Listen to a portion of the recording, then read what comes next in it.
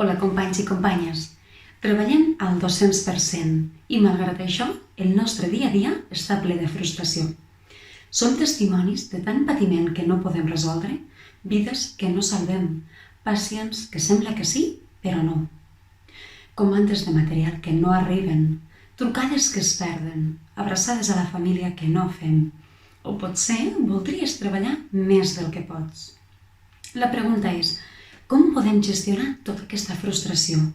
Primer, obre el focus. Pensa en totes aquelles coses que sí has aconseguit, per petites que siguin. El patiment que sí has pogut alleujar, aquell somriure del company o d'un familiar que has pogut generar. Totes les coses que sí han marcat la diferència.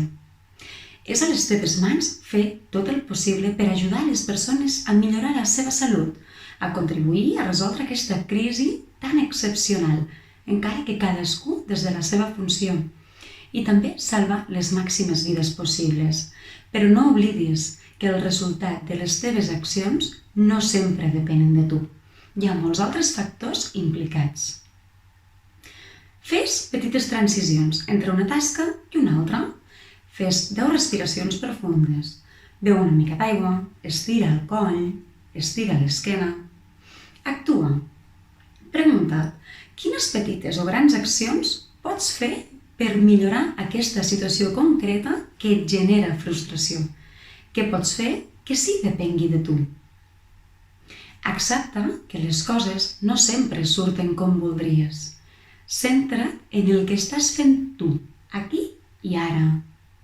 No t'enganxis a la queixa. Estàs treballant en equip. Els teus companys et necessiten amb bona actitud. Això ja és prou difícil. Treballa per sumar. Aprèn del que no hagi sortit prou bé i segueix endavant. No demanis als altres que facin més del que poden. Tot suma. Tothom suma. Junts formem el sistema de resposta sanitària. Confia en tots plegats.